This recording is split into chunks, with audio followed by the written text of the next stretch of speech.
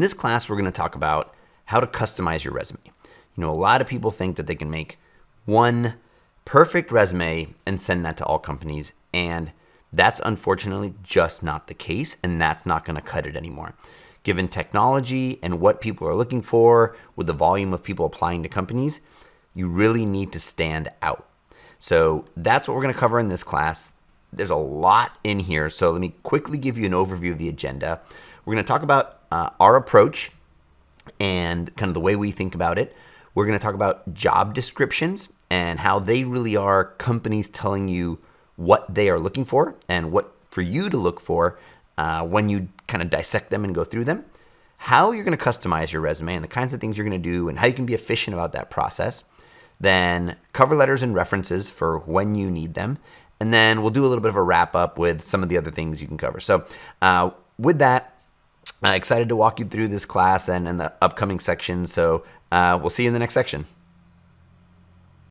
In this section, we're going to talk about Teal's approach to customizing your resume and some of the things we've learned helping thousands of job seekers and folks that are looking to grow their career and kind of how we've shaped this class.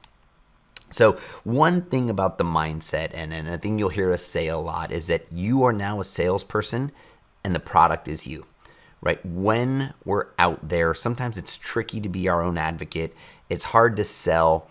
And you got to think about all the things you've done, right? When you think about a product you really, really love, we go and tell everybody about it because they would benefit from using it. Or we find a restaurant that we love, we go and tell everyone about it. But when it comes to us saying things like, I'm really good at, or I did this, it might feel like we're bragging or being conceited or arrogant. And obviously there's a difference between confidence and arrogance. And a big part of growing your career and convincing people to take a bet on you is that confidence in yourself that you can do it. So this mindset of you are a salesperson and the product is you, right? We buy products when we think they'll make our life better. You are a product and you're going to make that company better. So really start to think about embodying this mindset of you are a salesperson and your product is you.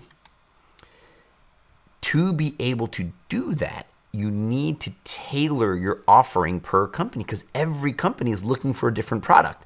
They might say product manager, marketing manager, but what every company wants is slightly different, right? They don't want some idealized prototype of that role. So you need to understand what is that company looking for, and you need to be the solution to their problem, right? They've got a problem. They're posting a job and saying, these are all the things we need. These are all the requirements we expect. These are all the skills we want you to have. And you need to show that you've got them. You can't just show all these things that make you great, because if they only need half of them, they'll be like, well, that's great that you're great, but we just don't need that. So you need to show how you are the answer to their problems, right? You need to show that you are the solution to their problems. And the way you do that is by customizing your material. The job of the resume is to get you in the door. The resume doesn't get you hired. And so that's why it's so important that you spend time and energy on this document and showing how you are qualified for the job at this company. They post a job, you tailor your materials, and you use that for your application. In another class, we talk about the various ways to apply, whether someone refers you in or you apply through the online portal. But no matter what, the person making the decision will look at your resume. They will have an understanding of what they need for the role. And the more those two things match, the higher likelihood that you're going to be called in for an interview. And that's when you can really prove yourself and give your full story. In this section, we're going to talk about job descriptions. And the job description is a critical component of seeking out those opportunities that take your career to the next level. Whether it's a job description within a company you already work at or a job description for a company you're applying for. The JD oftentimes will outline exactly what you need. Now, sure, there are some that were kind of, hastily put together and don't give all the details. But you know what? Let's give them the benefit of the doubt and say that document is the blueprint for what they are looking for. So that's why you're going to invest so much time and energy in really understanding them so you can present yourself as the solution to the company's problem, right? Think about the think of the JD as like an RFP, right? Request for proposals, right? That's what the company's doing. The company is putting an RFP out to the world and you're responding with your resume. All right, so let's talk about JDs. The job posting is the company telling you exactly what they are looking for. Again, sometimes they might have been copy and pasted from another job or who knows what, but let's assume that that requirement section, that expectation section is exactly what the company is looking for. They are telling you whether you need to have a degree. They are telling you how many years of experience you need to have. They're telling you whether you have achieved a certain thing or not. They're telling you if you've partnered with other departments. So you really want to understand that because it's the company telling you what they are looking for.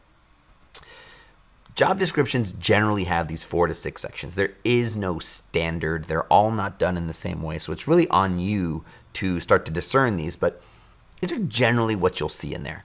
You'll see a heading that talks about the company and a bit of information. You'll usually see a company pitch telling you about why the company's great. Because at the same time as it being an RFP, it's also an advertisement, right? They want to get the best talent, so they're trying to hook you in. So there's that combination of saying this is what we need, but also selling themselves. So that's what that company pitch does. Then there's the roles and responsibilities. It talks about the role itself. Then they'll usually do requirements or qualifications. These are kind of like their need to haves.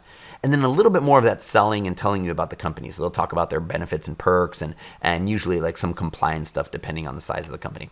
So let's talk about those main 4 at the beginning really, because the bottom ones are a little bit more administrative and you probably wouldn't respond to them too much other than to learn more about the company. So the first step in analyzing JDs, and it's a lot of work, but is copying and pasting them, right? You want to take that document or at least that job description that you saw, whether it's on a job board or on the company site directly, so you can annotate it and you can start to add information to it and you can start to highlight all those things that matter, right? We are big believers in fewer quality applications than, blasting out a whole bunch of low quality applications. So it's worthwhile to do this work, right? If you're going to get a 10% conversion on, doing the big blast, you might get like 30-40% conversion when you do this very tailored work. So it's worth the time and energy. So go ahead and copy the JD into Google Docs or Microsoft Word or Pages or whatever word editing software you like, but go ahead and paste it in. All right, now what you're going to do is you're going to start to dissect this thing and you're going to look at the different sections. So the heading and the company pitch, right? The heading is going to tell you the job title. Job title is obviously super important, but job titles are all over the map.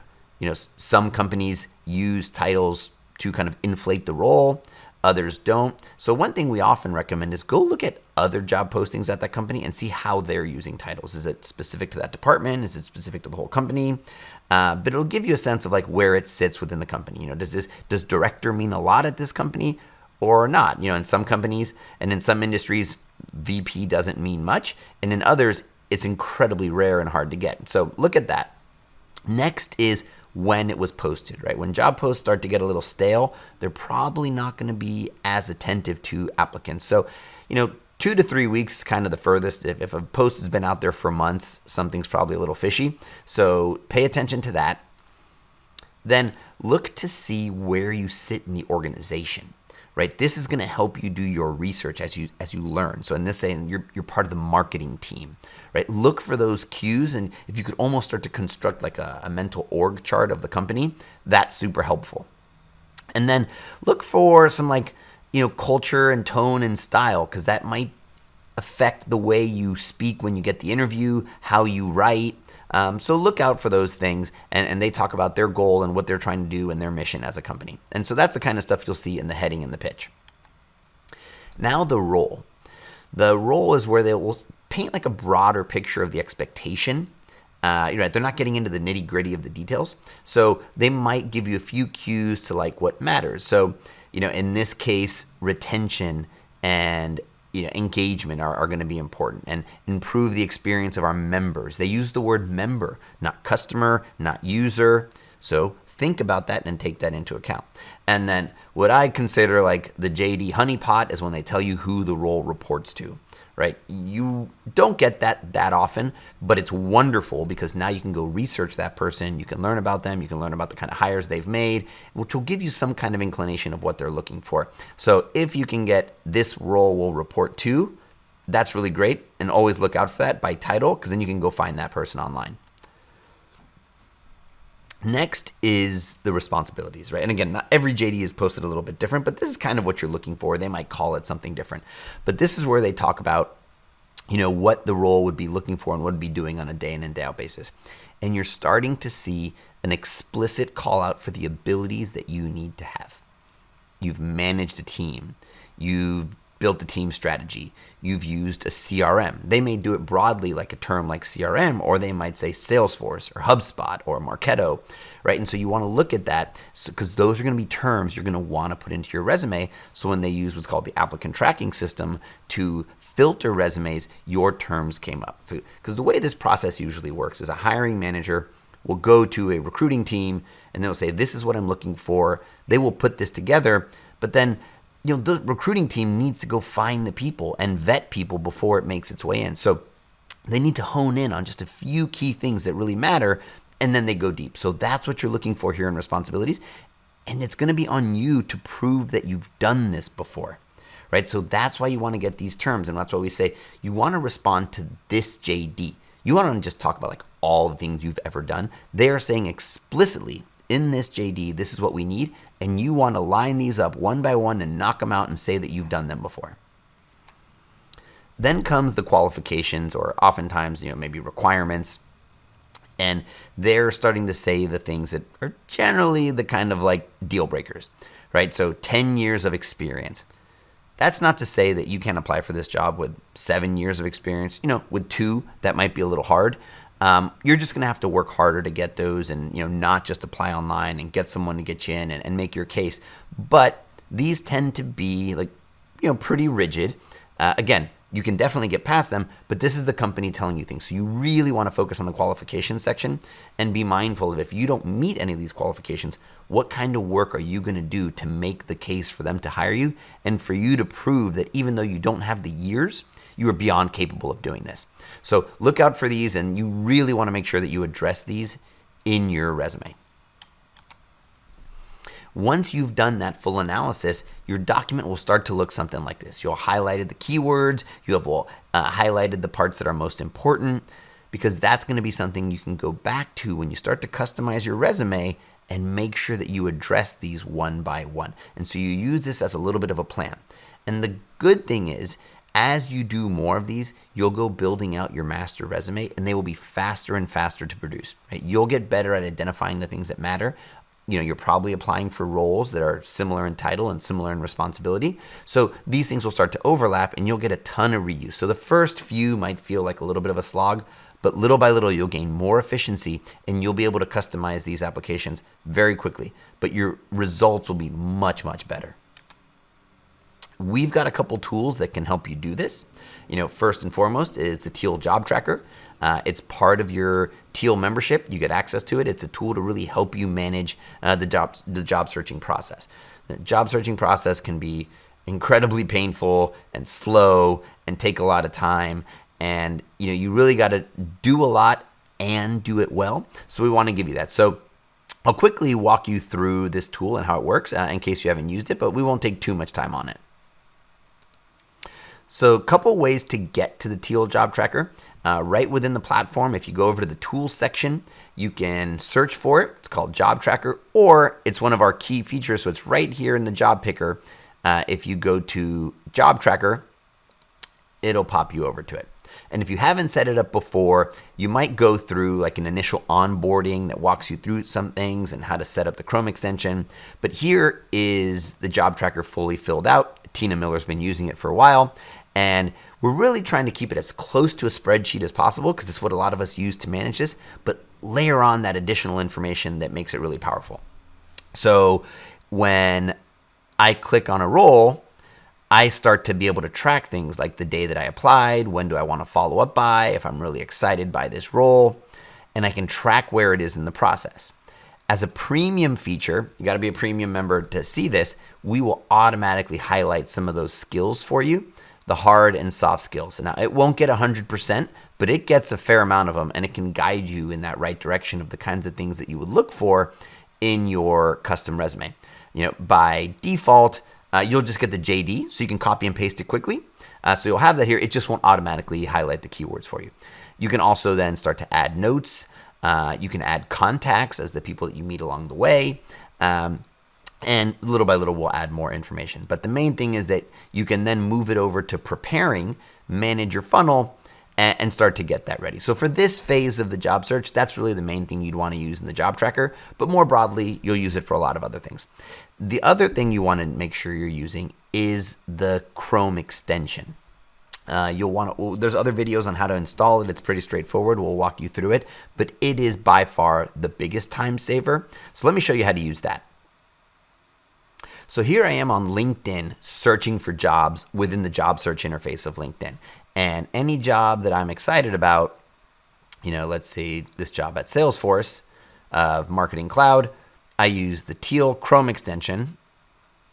It'll pull in the company, the name, information, the JD. I can add some notes right now if I wanted, save the job, and I can either keep job searching or view it now. Let's go ahead and do that.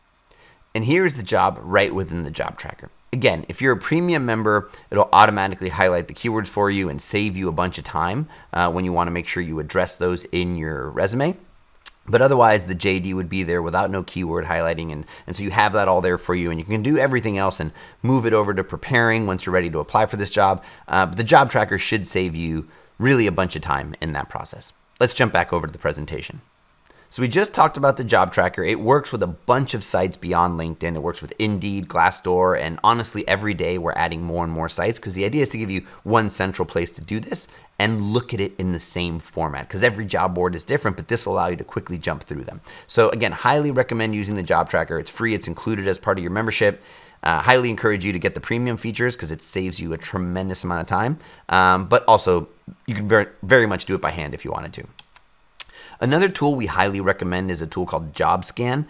It'll actually take your resume and the job description and compare them for you, which is really, really cool. And we don't currently have any features like that, and they do a really nice job. You can do one scan for free, and then you can upgrade, and they've got a different plan, so you can do it on a regular basis. It's just jobscan.co. You copy and paste your resume, copy and paste the job description, and it'll do an analysis for you to get you really close because what it's trying to do is emulate what the applicant tracking system would be looking for. So again, highly recommend this tool.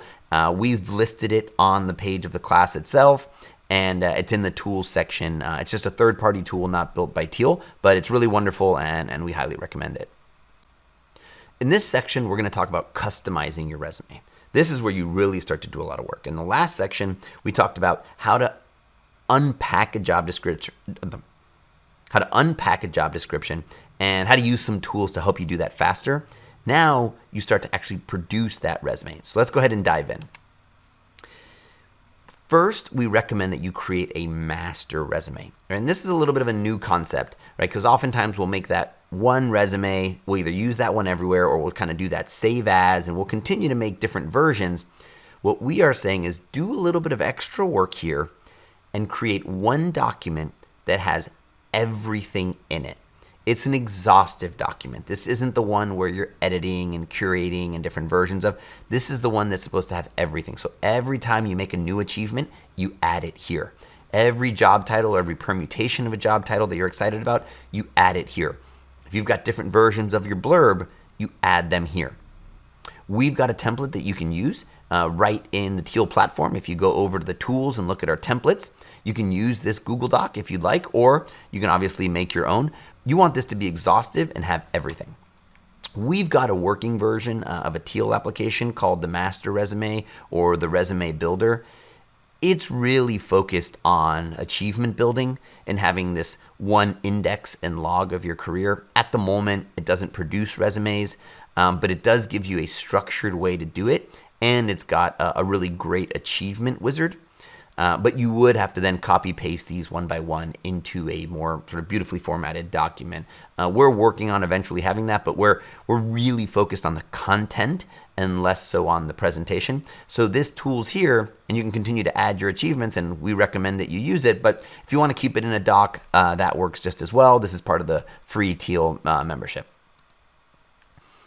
So now talking about a resume. This is a resume you're going to deliver to a company or to a person, right? But this is going to be a concise document that speaks to you and your qualifications. Let's talk about the main sections in the anatomy of a resume. The main sections are your contact information, your summary, your experience, and your education. Then you can include additional things like a skills section, interest, language, certifications, volunteering, awards, and publication. Depending on how much space you have and how much experience you have, you really want to try to keep your resume from 2 to 3 pages.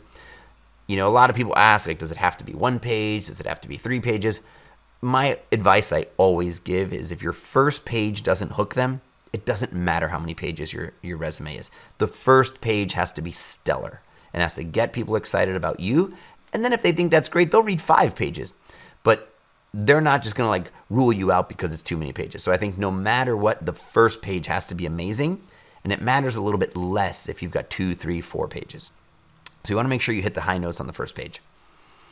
Your resume is your pitch, right? It shows how you are the solution to their problems, right? We talked in the previous section about the JD.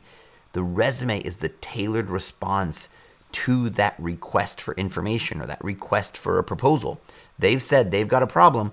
This document should show how you are the solution, which should in turn result in you getting an interview. And that's when you really get to talk about yourself and really make the pitch. But this is a very tailor-made document to respond to their problems. You don't get to be there and talk. So it's got to be very edited and on point. And so don't think about all the amazing things you've ever done. In the context of this situation, those don't matter. I hate to say it because a lot of people have a lot of great achievements, but this company has said, we need this. And so you've got to show, I know how to do this. So the resume is you want to keep it tight. If you can get it to 1 page, amazing, but don't beat yourself up too much if you can. Like I said, it's most important that the first page be amazing. And at the first page, and even I'll talk about it in a second, the top third be amazing, right? Statistically or from research, and the research that's been done with recruiters and the people that look at resumes, the general metric that people use is 6 seconds. That's how long someone looks at a resume. 6 seconds could feel like a little while when you sit there and count it out, but it's really not. And so what that tells you is they're not really reading it, they're skimming it. And what people generally do when they skim is they go from the top left to the bottom right. And we'll talk about that in a second, but they're just doing it quickly. Again, generally 6 seconds, 5 to 10 seconds. And what they're doing is they're skimming for keywords. What are those keywords? If I'm a recruiter and someone told me, hey, the person needs to know Salesforce Marketing Cloud, well, that's what I'm looking for. The person has to have deployed a CRM. Well, that's what I'm looking for. So that's why the keywords are so important. And then we talk about this upper third, right? If you've watched a recruiter do this before, sometimes they'll print a stack and they'll just kind of like flip through them. They're looking at that top of the paper. Now, a lot of people use PDFs, but still they start at the top. If you don't hook them in that top third, they're not even going to go to the bottom. So that top third is really important. And again, if I can't stress it, keywords. Think about the times you skim. That's what people are doing. They're just skimming. They're looking for keywords. And generally what they do is they look at the top, they go down the left and look at the names of the companies, then they'll look at your time, they'll look at the titles, and then they'll go to the achievements. But before they do all that, they read the top. So you want to make sure that those keywords are in there. And just in case I didn't make it clear, just want to be sure, keywords, I can't stress this enough. Keywords are really what you want in there. Again, people are skimming. And another important part before they even skim is that they're using technology called an applicant tracking system to search for these words. They're not as fancy as people make it out to be. It's not some sort of complex AI doing really incredible things. It's usually very explicit, simple, what's called Boolean search. The recruiter or the person filtering through, say there's 500 resumes, and they want to get it down to 50 so that they can actually read those by hand, they will type in the word Salesforce and it'll return all the resumes that have the word Salesforce in it. And so that's why the keywords are so important, and you want to be mindful of what are the things that the company is saying are most important when they post that job, because when they search for those terms, again, it's not doing some sort of crazy recommendation AI, it's just searching for those terms. And so you want to make sure that those terms are in your resume. All right, let's think about how people read them. You made it past the ATS, your keywords were in there. They read from the top left to the bottom right, right? At least in, we're really focused on English here. Other languages might be right to left. But in this case, we're talking about an English resume. a Western resume, and it's from the top left to the bottom right. And that's kind of how we skim. So think about that. What information is there and what is the least important at the bottom, and what are those areas that aren't just going to be looked at as much? So think about the composition. And again, that top third, that's your opportunity to pitch and get them hooked, right? If they're not sort of into you and connected on that top third, they're not going to go below into the content. They're not even going to read it.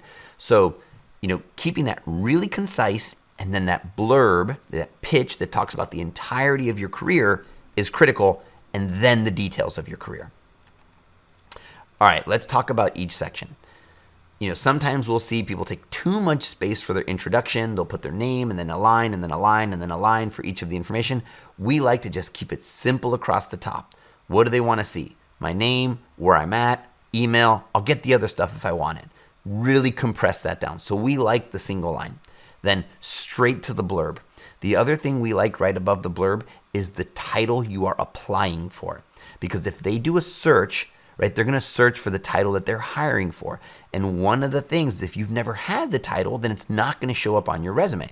So this is an opportunity for you to put in text that is not a lie, but is what you are applying for. It makes sense. And so you can put that title that you are applying for. We highly recommend that you put in there the title that exactly in the same words that they have posted it right there. So if you're going to do one customization only, that's the one. Next is the experience. And there's different formats of resumes. We strongly encourage you to do standard chronological resume. A lot of people want to format and try different things. Oftentimes it stands out for a bad reason. People will say, what's this person trying to hide? What's going on? Why are they leaving information out? So the more you can do a chronological resume, the better. All right, so what that means is that the last job you had is at the top, and the job you had a long time ago is at the bottom. So you want to start with your most recent job, whether there or previously at the top. And a few things we call out for here. You want to list out the various roles you had, but we recommend against putting the dates per role, because one of the things that recruiters do is they look at the company, the role, and then they go straight to the right to the time frames.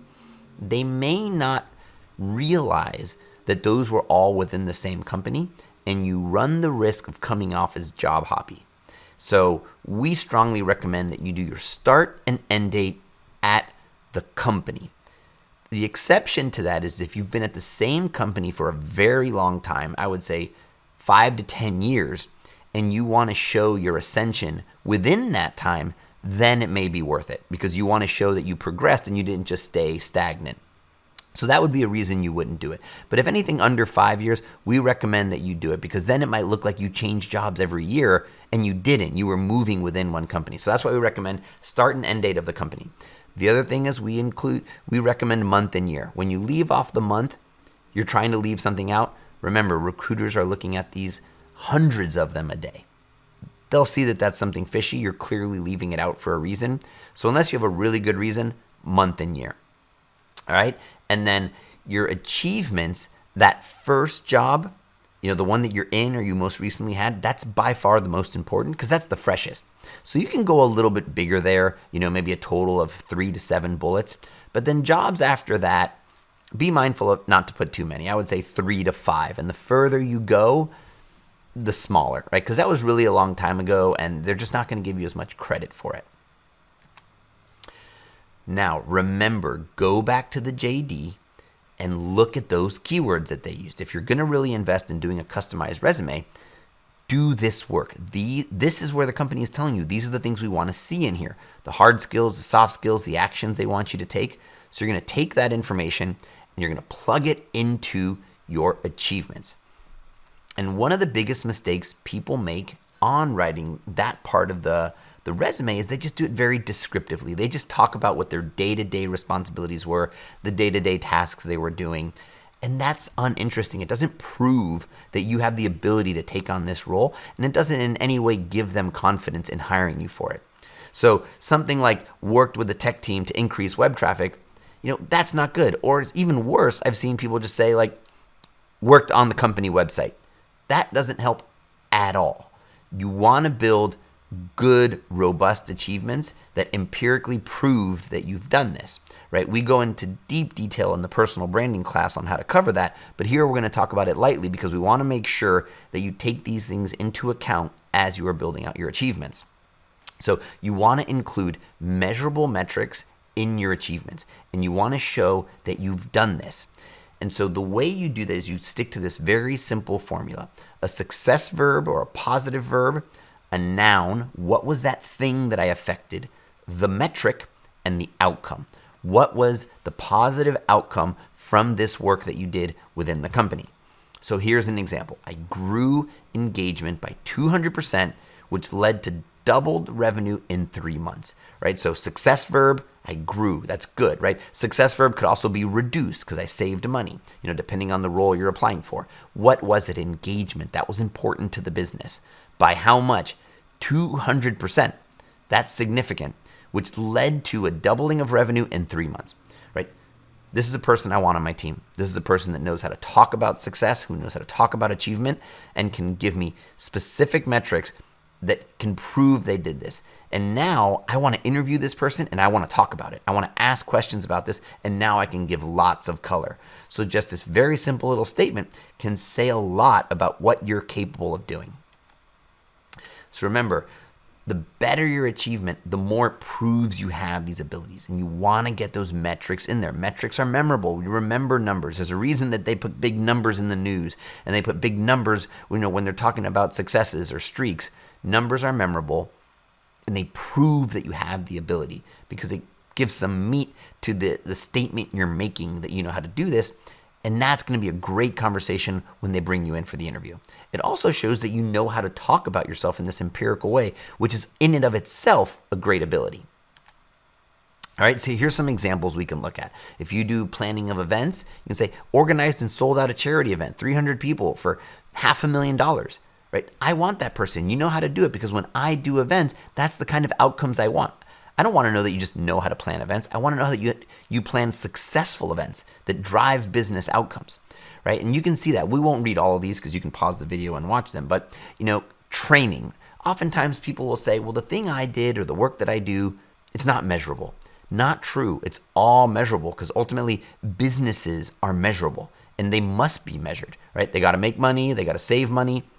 And so the work you're doing, someone had an intuition on how it made the business better. And the better you are at articulating that, the better. So, let's take a training one. Why do companies run training? Because they want to save money. If people are better at things, then they'll be more efficient, or they'll do it better, or customers will be happier. So in this case, conducted compliance training for 100 plus managers virtually.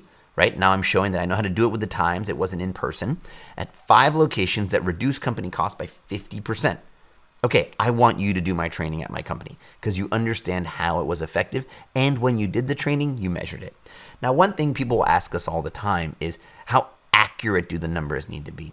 It's okay if you're directional here, right? No one's going to go audit it, no one's going to check, and no one's going to check like to the decimal place. So it's okay for you to take a little bit of liberty with what you think the outcome was. Now, don't flat out lie and don't flat out make it up. But if you know that, certain amount of things were happening and they generally went down by half, you should be very confident saying something like this. All right, so here's an example. The job posting says, manage a team of 9 and determine team strategy, priorities, and goal, right? That's what's in the JD. I might have had a bullet in my master resume or in my previous resume that said something like, lead a team of marketing associates and grew that number of engagement by 90% in 12 months. But let's go ahead and change that to managed a team, right? Because they're using the word manage. So when they're skimming, they're looking for the word manage. A team of 5, they said 9, but I did 5, so that still counts. I don't want to lie and make up things that I haven't done. And then I did oversee the strategy, priorities, and goals, right? I took their exact language and I put it in right where it fit. So the more you can adapt to their language, the better. And I know it might feel like a lot of work, but your outcomes will be significantly better. It's absolutely worth it. All right. In the master resume builder, we have this achievement wizard. It should help you write achievements. And the goal is for it to guide you along with how to do it. And it gives you a framing of the different categories and the different verbs, and it should really streamline the process. There's plenty of videos on the platform on how to use it, and we cover it in depth in the Building Your Personal Brand class. So if you want, you can pop over and watch it there.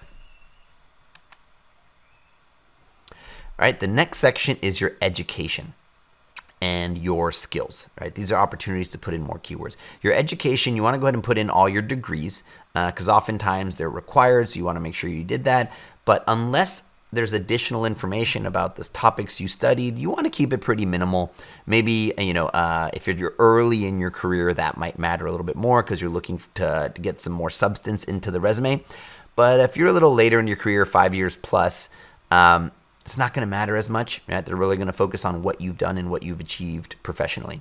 Then there's the skills and additional information. And this is, something we took from the Ladders. Mark Condella's book recommends it, and I really think it's a great suggestion, is that you just put it all together, right? A lot of times you see people break it out in like hard skills, soft skills, certificates. It doesn't really matter, and no one's really looking at it in that way, and it takes a tremendous amount of space. So given the importance of getting those words onto this document so that the ATS can find it, we like a paragraph of comma-separated terms. Now, I'd put them together, right? So at the end here, we've got writing and photography. Those would be kind of more in the interest category. So don't mix and match interest and skills. Maybe you want to do one line for each one if you want to cluster them together. But we strongly recommend just the comma-separated list of terms because those are going to be great to put in keywords and fill in terms that you weren't able to get into the achievement or into your blurb, but were listed on the JD. So really powerful area. Might seem kind of like trivial and something you just throw in at the end, but actually incredibly powerful for the keyword matching. All right, and when it all comes together, you should have this document. It's crisp, it's clean. This template is available on the Teal platform. It's a very simple template.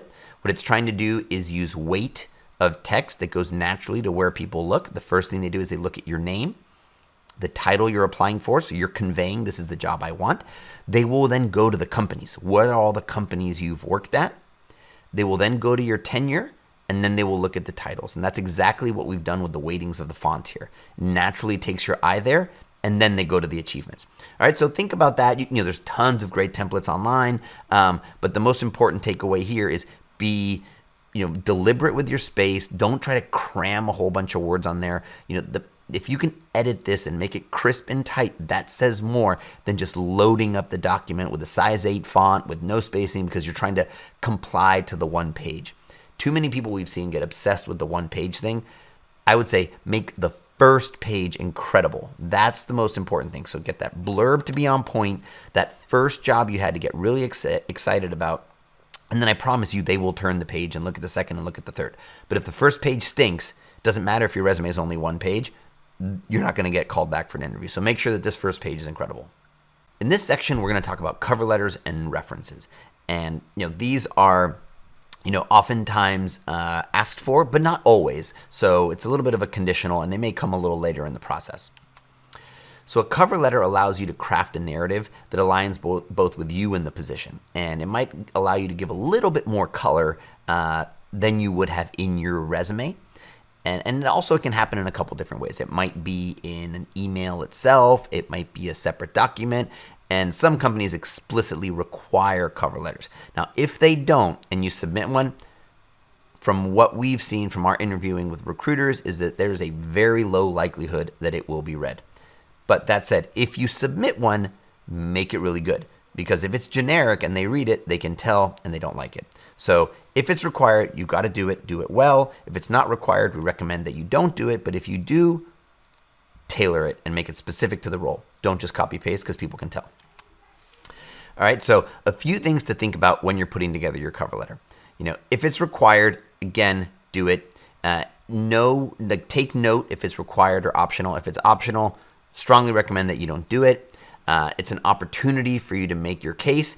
And there are times when it's really, really helpful. If you're making a career pivot or a career transition, you can give a little bit more color, right? If there's some gaps on your resume and some things that maybe don't come through as cleanly on just a resume format, your cover letter is your chance to do it, right? When not to do it. If it doesn't explicitly ask for it, definitely don't do it. If it's optional, we don't recommend that you do it. And a lot of companies don't read them. So if you're going to do it, again, do it well. What to include in a cover letter. We've got a template on the Teal platform, right in the PDF for this presentation. There's a link to it. So we recommend that you use that if it's helpful. Again, there's lots of great templates online. But things that you want to do, be specific and show that you've researched the company. Again, don't make it generic. People can tell they don't like it. They like to see that you've put in the work. Share your blurb in relationship to the JD. So this might be a time to do a little bit more tailoring. Focus on those key points and key words and how you bring value to the role, and be concise. Definitely keep it to one page, and don't use the whole page, 2 to 3 paragraphs max. So be concise. Don't use a generic cover letter. Do not copy paste. People can tell. I promise you, they can tell. They read it and they hate it. Don't rehash your resume. Make it unique and different. Don't just copy paste the same information. Absolutely critical. Triple check your grammar and your spelling. It is, unfortunately, as someone who's a bad speller and really bad at grammar, but it is a massive red flag. People look at it and they do not take lightly to typos and errors. It just shows disregard, and they're going to assume that that's what you're going to bring to the job. So be super mindful of it. If you're someone like me who struggles with it, have people look at it on your behalf. Use a tool like Grammarly. There's lots of great ways to get. There's no excuse to not do it. All right. And don't use to whom it may concern. It shows that you didn't do your research and you don't put in the time and effort. Address it to a person. Look up who the hiring manager is. Look up who it reports to. Be mindful of that and be specific. Show that you did the work. Now, switching over to references. References are super important, and you want to think about these as career capital, taking a line from Cal Newport, who coined the phrase. Don't just wait till the last minute when the company asks you for them, because you're not going to get good ones and they're not going to be strategic. References can be incredibly powerful. All right, so think in advance. Always be tailoring, but if you are thinking about making a leap within your company or to a new role, start to think about who are the people that can help you do that. So build out a list of people. Sometimes they might know exactly who the person is, but oftentimes not. So what they're going to do is they're going to look at the companies that they worked at and their titles. So you want to be able to draft off of that. So executives, VPs, directors, managers, look for titles that would carry weight and mean something. All right. Then you are going to reach out in advance and ask for them, right? You're going to give people a little bit of context and what you're doing and why you need it. You're going to then develop your final list, because some may not get back to you. Some say they might be too busy. Most will probably say yes. And then you will give your final ask, and then you will follow up with when you need it. Right? The last thing you want is to be deep into a hiring process. A company says we need 3 references, and you're scrambling. Worst case is you list 3 people. They actually call them, and you never gave them a heads up. They'll probably do the kind thing, but be much more deliberate. Right? You're going to call them and say, hey, I'm applying for this position. This is what they're looking for. I would love it if you would say this. Right? There's nothing wrong with that. It's you being strategic and architecting the process to get the outcome that you want. So there's the initial ask, and all these templates are available to you within the platform, so you can copy paste them and modify them and put them in a tone or language that suits you. But you want to make that initial ask, let them know ask how they're doing, connect, and then make that ask and give them some context of what you're applying for. Then you're going to build up your reference list. This template is available on the platform. Do it in a spreadsheet, but you want this list of references and you want to maintain this. This is a document you're going to curate over the course of your career. It's really, really important. Have their contact information, all the things you're going to kind of need so you don't scramble. So you don't find yourself scrambling for it. All right. Then you're going to make the final ask. Make it super easy for them. I don't want to do a ton of work to be a reference, right? Just make it real easy. Say, look, this is the stuff that needs to be covered. Here's the things that I've told them were my achievements. These are the talking points that I used. Please, feel free to use these. You're not cheating. You're not doing anything disingenuous. You're actually making it easier on them. People want to be a reference and they want to help you, and to help you, the more you help them help you, the more they'll be able to do it. So the key thing here is the people that you've asked to be references, make it easy on them. Don't make it stressful. Don't make them dread taking the time to do it. Be mindful of that and wrap it up nice and easy for them. All right, and with that, you'll get great references that'll really help you land that next job. All right, so that was the customizing your resume class and thinking about how you present a tailored version of you to that JD. Again, remember, companies have a problem. You need to be the solution. They need to see your materials and say, this is the person who checks all the boxes on all the things that we need to solve. And that's really what you're solving for. Can't stress this enough. The resume's job is not to get you the job. The resume's job is to get you in the door. Once you're in the door, then you're going to interview and you're going to use all the interviewing tactics that we recommend to land the job. But the resume's job is to get you in the door. And what's the invitation in? The job description. The job description says, these are all the things we want. And the resume says, this is all the ways that I know how to do those. So be mindful of it. I know it's a lot of work, but it's how you're going to get the best outcomes.